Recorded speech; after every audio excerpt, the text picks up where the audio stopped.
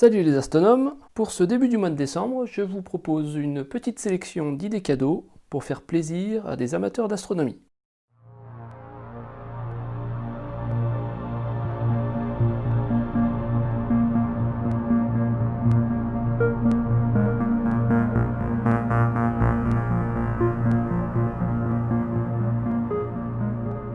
Alors pour commencer cette petite sélection, on va partir sur du Lego, avec deux très beaux sets Lego en lien avec l'espace.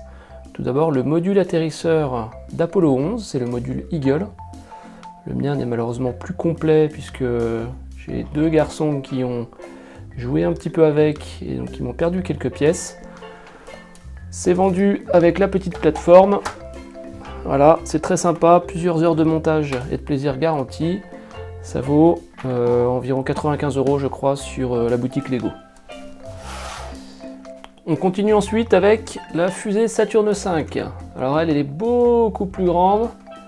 Je vais vous la passer dans son intégralité. Voilà, j'en ai même fait tomber une pièce. Voilà, là aussi plusieurs heures de montage. Mais les fans de Lego et d'espace ne seront pas déçus des détails. Elle se détache en plusieurs parties pour vraiment recréer les conditions de lancement avec les séparations de chaque module. Il y a vraiment beaucoup de travail d'assemblage à l'intérieur pour que tout vienne se reclipser correctement. Attendez. Voilà. Pareil pour la partie du bas, voilà, qui vient s'assembler comme ceci. Voilà. 120 € sur la boutique Lego, je sais que c'est un peu cher, mais franchement, vu le temps passé, c'est un très bon rapport qualité-prix. N'oublions pas la Station Spatiale Internationale, qui, bien qu'ayant moins de pièces, offre un nouveau de détail toutefois assez intéressant, 70 €. On continue avec de la bande dessinée, avec cet excellent ouvrage Mars Horizon, coécrit par Florence Porcel, pour le scénario et dessiné par Erwan Surcouf. Donc l'histoire d'une mission vers Mars, mission habitée vers Mars, avec voilà, toutes les pérégrinations de l'équipage sur la planète. C'est extrêmement bien illustré, très bien raconté. Voilà, un super moment passé également. C'est aux éditions Delcourt. Et ça coûte, j'ai pas le prix là sous les yeux, je vous le mettrai en description. C'est le prix d'une bande dessinée, hein, une quinzaine d'euros à peu près. Mars Horizon. On continue avec une uchronie dans la série des Jours J. C'est chez Delcourt également. C'est le tome 1. Donc c'est cette série Jours J, elle est assez ancienne. Moi c'est le premier tome que j'ai acheté. Et donc une uchronie, c'est une imagination sur qu'est-ce qui se serait passé si dans le passé un fait n'avait pas été tout à fait le même. Et donc c'est une anticipation, un récit d'anticipation. Donc là en gros l'histoire c'est les Russes sont arrivés les premiers sur la Lune en lieu et place des Américains. Et donc qu'est-ce qui se passe après. Voilà. Très sympa. Je vous montre un petit peu voilà, les dessins. Voilà, donc bien sûr il y a les tensions russo-américaines qui sont évoquées à l'intérieur. Voilà, je vous raconte pas la fin, mais c'est surprenant. Après les bandes dessinées, un petit peu de lecture, avec les Chroniques de l'espace de Jean-Pierre Luminet. En fait, c'est la transcription en livre d'une série de chroniques radio que Jean-Pierre Luminet, un astrophysicien français, avait fait à l'été 2019 sur France Inter. Donc ça parle un petit peu de tout, de la conquête de l'espace, de la course à la Lune, de la Station Spatiale Internationale, des voyages intergalactiques. Voilà, c'est vraiment une balade dans l'univers avec quelques anecdotes. Voilà, un large éventail de ce qui concerne le spatial. Excellente pub de Jean-Pierre Luminet, 14,80 € en coédition France Inter et Cherche Midi. Un ouvrage que je n'ai pas lu mais qui promet d'être très bien, étant donné qu'il a été écrit par un excellent journaliste et animateur de l'excellente émission de France Culture, La Méthode Scientifique. C'est La Méthode Scientifique, l'Espace, par Nicolas Martin, 24,95 € aux éditions EPA. 2 livres de Florence Porcel, donc la même qui a scénarisé la bande dessinée Mars Horizon. Donc un premier sur l'espace sans gravité, donc toute une série d'anecdotes humoristiques sur le spatial, les touristes de l'espace, les astronautes et la science-fiction. Il y a vraiment un petit peu de tout, c'est passionnant à lire. Ça se lit assez vite d'ailleurs. Et 15 € aux éditions Marabout, l'espace sans gravité. Et donc toujours de Florence Porcel, La folle histoire du système solaire. Donc là également, un petit panel d'anecdotes humoristiques sur le système solaire, extrêmement détaillé. Là aussi, on passe un très bon moment. Ça coûte 14,90 € également, c'est chez Duno. Donc en lecture, comment ne pas vous recommander l'excellente revue Ciel et Espace, revue dédiée à l'astronomie, éditée par l'Association française d'astronomie. Le numéro du mois de décembre est sur Mars, avec offert à l'intérieur un calendrier très bien illustré, avec à chaque fois de superbes photos de l'espace, photos de nébuleuses, photos en pose longue de ciel étoilé, des paysages nocturnes, et puis pour chaque mois les anecdotes, les faits marquants astronomiques, les conjonctions planétaires, les pluies d'étoiles filantes, voilà tout ce qu'il faut ne pas rater. La revue en elle-même, vous avez vraiment un mélange, c'est assez éclectique, il y a un mélange d'articles scientifiques qui sont assez pointus, mais d'autres sujets sont traités vraiment avec une approche plutôt pour les néophytes. Donc tout le monde y trouve son compte. Moi j'y suis abonné depuis un moment maintenant et c'est vraiment très sympa. Il y a toujours une petite partie à la fin où il y a des tests de matériel et puis les 10 cartes du ciel pour le mois à venir pour pouvoir se repérer. Voilà. Et puis pour le mois de décembre, vous avez également un petit reportage sur le choix de matériel. Ciel et Espace édite également tous les ans un almanach, donc l'almanach du ciel 2021. Donc tout comme dans le calendrier, vous avez toutes les anecdotes et faits marquants pour le mois à venir, mais là en plus vous retrouvez vraiment de l'historique avec des dates anniversaires. Et puis pour chaque mois également un petit thème en particulier est traité. Donc par exemple pour le mois de septembre, voilà, les configurations insolites des satellites de Jupiter. Pour le mois de novembre par exemple, la comète Chury de retour. Donc un excellent ouvrage à picorer de temps en temps en fonction des mois de l'année. Et puis également toutes les adresses des clubs astronomie en France et des boutiques de matériel. Donc c'est vraiment très complet, c'est un des ouvrages à avoir. Donc c'est l'Almanach du ciel 2021, si vous êtes abonné, vous l'avez déjà reçu, et sinon ça coûte 9,50 €. 9,50 € chez tous les vendeurs de presse. Et la revue Ciel et Espace, j'ai oublié de le mentionner tout à l'heure. Voilà. C'est 8,50 €. Un petit peu cher, je sais, mais c'est un bimensuel. Donc finalement, sur une année, ça revient pas si cher que ça. On continue dans la littérature, mais là on commence à se spécialiser un petit peu. Donc le guide de l'astronome débutant. Donc petit ouvrage très très complet, très très facile. Vous allez avoir des conseils d'observation sur les planètes, sur le ciel profond.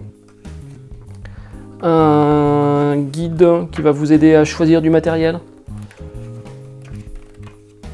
Qu'est-ce qu'on a d'autre? On retrouve quelques conseils d'observation. Vous voyez, moi j'ai commencé à corner le mien aussi pour retrouver des objets que je voudrais observer. Donc des objets faciles à observer avec les conseils. Voilà, vraiment très, très intéressant. Ça coûte 12 € et c'est aux éditions Erol. Guide de l'astronome débutant. Encore un guide, le guide du ciel, les instruments et le guide de l'astronomie de loisirs. Donc ça c'est par Guillaume Canat, c'est chez AMDS Éditions. Cette édition est un peu ancienne, elle est de 2003. Donc en termes de tarifs, il y a beaucoup de choses qui ont changé à l'intérieur, puisqu'il y a toute une aide pour choisir son instrument, présenter les différents types d'instruments, et également après un passage en revue donc, de toutes les boutiques en France qui vendent du matériel astronomie, mais ensuite un passage en revue de tous les instruments les plus répandus et leurs tarifs. Et donc les tarifs ont quand même un peu évolué depuis 2003, hein, si moi je compare avec ce qui se fait aujourd'hui, il y a facilement 30% d'augmentation aujourd'hui. Donc là les prix sont un peu minorés, donc c'est probablement une édition qui aurait besoin d'être rafraîchie un petit peu. Ça reste néanmoins un très bon ouvrage pour toute la première partie avec les types d'instruments et le choix du matériel et un petit peu de vocabulaire également, le vocabulaire des instruments. Donc c'est par Guillaume Canat, le guide du ciel, les instruments et le guide de l'astronomie et de loisirs chez AMDS Éditions, ça vaut 18 €. Donc toujours par Guillaume Canat, le guide du ciel de juin 2020 à juin 2021, toujours chez AMDS Éditions.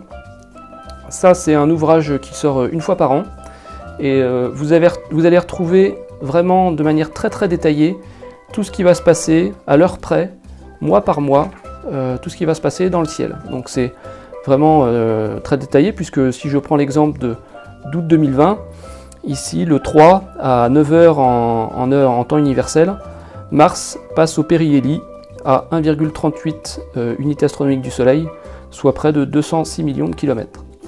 Et donc on peut lire également qu'à 12 h en temps universel, à midi, début du jour julien, le 2 459 millième 065.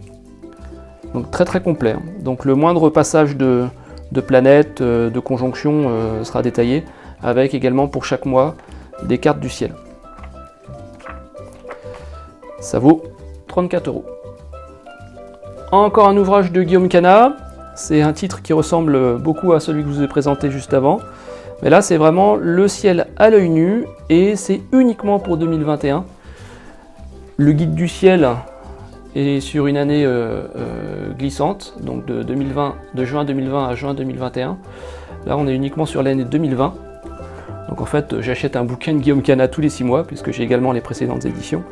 Et là, pas besoin d'avoir d'instruments forcément très puissants, puisque comme son nom l'indique, hein, c'est le ciel à l'œil nu, avec tout ce qui peut se passer au-dessus de notre tête, mois par mois, avec des petites digressions pour chaque mois, des petites retranscriptions de ces petites randonnées qu'il peut faire avec ses petites réflexions personnelles.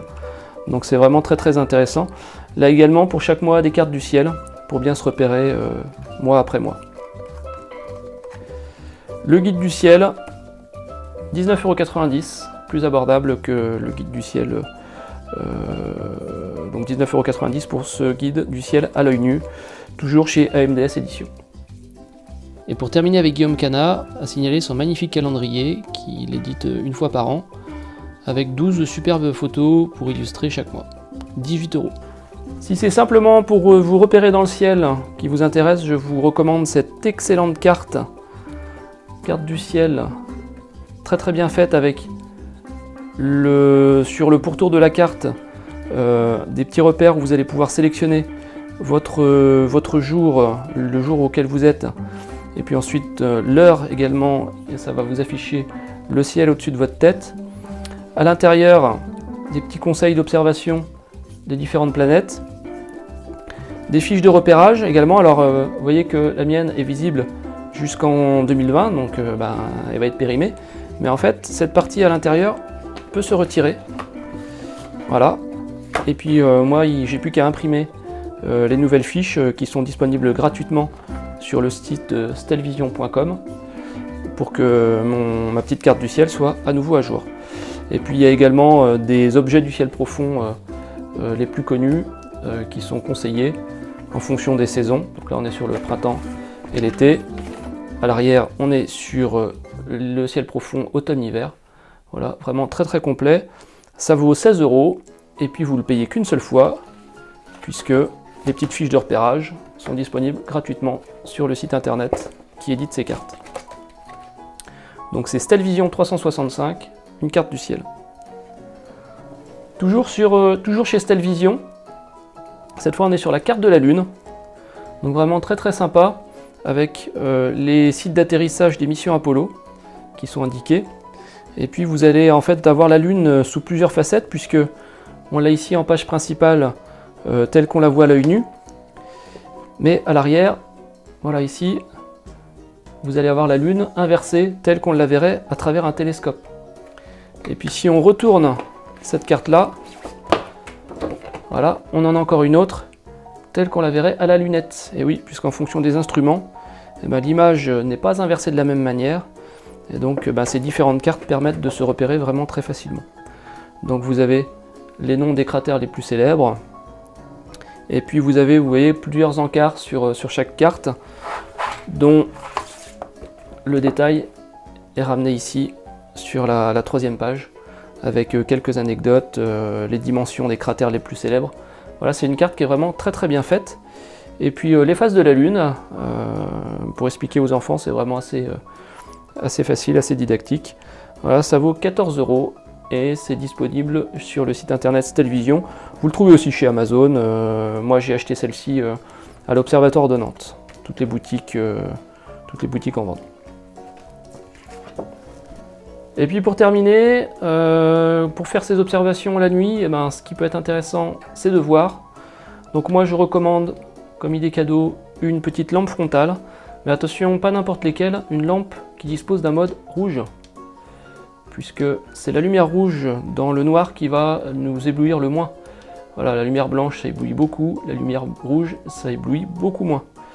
Donc parfait pour profiter de vos cartes, d'avoir une bonne lecture sur vos cartes, sans perdre votre vision nocturne. Cette lampe, je l'ai achetée chez Decathlon, j'ai dû la payer 15 ou 20 €, je sais plus, c'était il y a quelques années. Voilà, pas besoin de mettre des 100 et des 1000 pour une lampe avec un mode rouge. Attention, un mode rouge avec un bouton d'accès direct, c'est beaucoup plus facile. Hein.